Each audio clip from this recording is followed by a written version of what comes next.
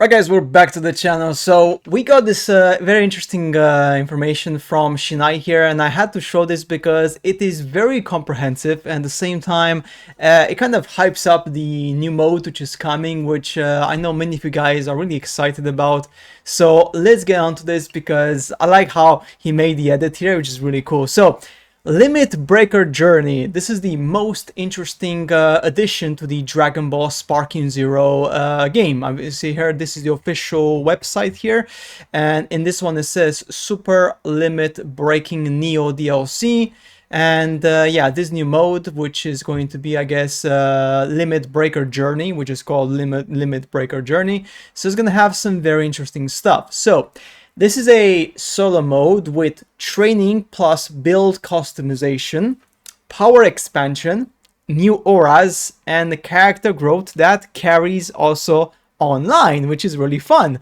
What remains unclear is, as Shinai says here, what is going to be the actual reward structure. This is the big question, right? Because in this one here, so in this new mode, single player mode, it's dedicated to deepening players' connection with their favorite characters. The progress is through branching scenarios, so you fight and then there's an event, there's a training event, there's battle, then there's rewards pretty much, and then you carry your growth to the online play. This one also shows some interesting stuff here. So the image above shows a stamina bar that seems to be consuming each time an opponent is fought. This is also why I believe every time you do a fight, that stamina bar decreases, allowing their players to plan their journey accordingly. Then we have, alongside the stamina bar, there's a senzu bean that appears to restore energy, most likely, and a ticket that most likely is lets you retry a battle. So if you say you lost the battle because you just were crap at the fight, whatever, then this ticket could kind of give you a second chance, right? Now, how do you unlock these tickets? Maybe through exploration, rewards, no idea, right? Branching scenarios, this is an interesting one. So the map shows multiple character icons spread across the different points of interest, right? Suggesting players can choose their own path through various battle events in theory, which also is really cool because that means that no single run is going to be the same. So this is really good stuff, right? Now, turn-based navigation, in theory, this mode features a world map overlay with a grid and turns, like a turn counter. As you can see here, turn is 3 out of 10, which this one was, again, was on the official website here. This is turn number 1, as you can see here, right? So you have different turns to make your moves effectively, indicating that movement or actions are presumably limited per session, right? So what I believe happens here is that when the actual day ends, right, then your turns get reset. So most likely you know, one session or one kind of like run, let's so to speak, is going to last for 10 turns. After that, you most likely will be able to level up your character at the end of the 10 turns and then start a new run, right? And in the new run, again, there's going to be new challenges, new opportunities, and stuff like that. So again, I think this image here, this is just the beginning, because here we have SP1 and your opponents are SP2, SP2, SP2. So basically, like, you start off with like power level 1 with one senzu bean, and then you have to grind and get stronger as you progress, right? Which is really, really exciting stuff, guys. Cannot wait, man. This one, and again, this is going to be, unfortunately, a paid DLC. There's no other way around it, because I mean, it says on the official website, it says here Neo DLC. So yeah, because this one's gonna have new stages, new customization, new playable characters, and the game mode, right? So yeah, it's a major expansion arriving in summer 2026, designed to answer community expectations and elevate the experience to new heights. With massive content additions across key pillars, Neo represents the most ambitious evolution of the game to date. So of course, they're going to charge money for this, right? Now, in the trailer, you notice your character is fighting while also learning, right? Assuming the battle art, functions as a customizable slot system that directly drives character progression and potentially growth, right? Equipping them directly alters the parameters in the hex grid, visually expanding your character stats such as health, power, and ki. Now, this is really cool stuff, honestly. Visual growth. So again, in the trailer, something to take is that to notice is that as your character strengthens, increases, they can then be surrounded by a special aura, and this aura is going to basically like grow your character strength, obviously, as you can imagine, right? And yeah, I mean, I quite like the explanation. Let me just go here. Right, let's stop this for a second, right?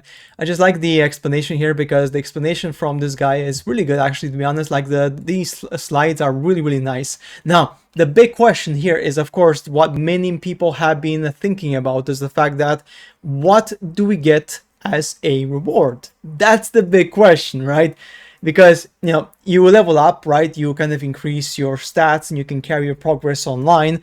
But I'm pretty sure that there must be some sort of accessories or rewards or something that kind of like pushes them to try it with different characters, right? Because otherwise, you know, why would you continue leveling up your character endlessly? I mean, there must be some sort of like aspect to it, maybe either like some auras or some certain costumes, certain things you can get, like certain, I don't know, like visual aspects, halos, I don't know, like something that is gonna give you some sort of like special look in the online mode, right? You can use it, and then of course that means people are gonna be even more like you know, forced or not forced, but like focused on trying to unlock these things, right?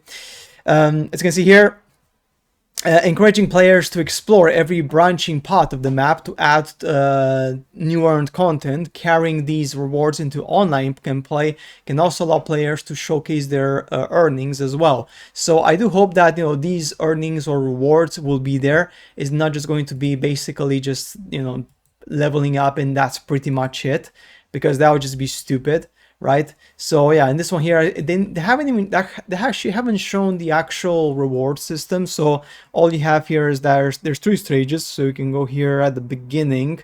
So you have, yeah, so you have map battle event and then level up, and then that's it, right? So after that, there's nothing more, right? So maybe there's no rewards, or maybe the rewards unlock after certain milestones. For example, let's say you unlock, I don't know, just for argument's sake, you reach SP 50, right? And at SP 50, you unlock certain cosmetics which are locked behind that particular milestone, right? That could be a possibility. So if that's the case, that would be freaking awesome. Honestly, that would be just amazing. But yeah, honestly, really excited about this one. Again, this is coming in summer, so yeah, you're gonna have to wait for it. But I quite like this explanation here. And again, like my main concern on this one is the rewards. Like that's the thing, right? Limited Journey, new solo mode, a brand new design, single player experience dedicated to deepening players' connection with their favorite characters. Progress through branching scenarios, fights and events, train characters through battle, earn unique rewards, and carry your growth in online. So it does say there earn unique rewards, right? Does it say here on the official website? See here. It's gonna go here.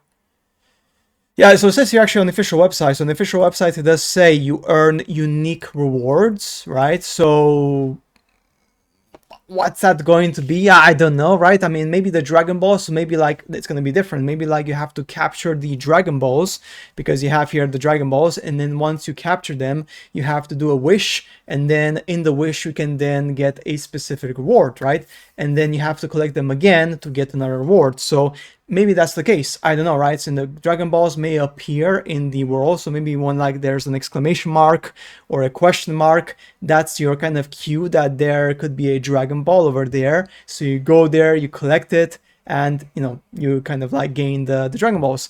So it's quite an interesting one here, to be honest. I think it's going to be very fun how you kind of expand your leveling up, because let's say you just focus on places which have question marks or exclamation marks, and then you're not leveled up enough. I wonder if once you kind of like die in combat, is it the end of it, or do you have to survive like a whole day to save your progress, or what's going to happen, right? Because, for example, if let's say you die before the 10th turn ends, I just wonder, is your character going to die? Do you have to restart again? Or what happens? Because it will be very interesting, right? I think what's going to happen is that your character only survives if you pass the 10 turns and then you go to the next day. And that's when progress saves. So if you don't survive to the 10 days, your progress gets reset to the previous day, to the previous cycle potentially. So you have to try it again, right? Because otherwise it won't make any sense. If you just die and then can continue, what's the point of the Senzu bean, right? So yeah, quite exciting times, guys. Honestly, yeah. Please go hunt Black as the final reward. I don't know. Yeah, this is literally Sim Dragon Ball from Budokai Tenkaichi 3, which is, I'm not complaining. This is really fun stuff, honestly.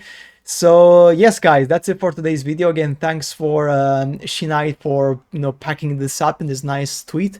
Honestly, I believe it's really nicely done. And yeah, honestly, cannot wait. This game is going to be absolute fire in this new game mode. And I'm happy that they actually listened to to feedback. Like, people were really pissed off on the game just because when the game got released, like, single player content was not even there. You had the story mode, and once you finish that, that was pretty much it, right? So with the battle challenges, mission 100, and the survival mode, and now this mode coming here, it actually can entice people to go back to the game more often and then actually enjoy it. So guys, that's it for today's video on Dragon Ball Sparking Zero and Neo DLC Super Limit Breaking Neo. Freaking crazy named, honestly, but nonetheless, guys, that's it for me. So yeah, so hopefully you enjoy it, and yeah, I shall see you later in the next videos. Take care.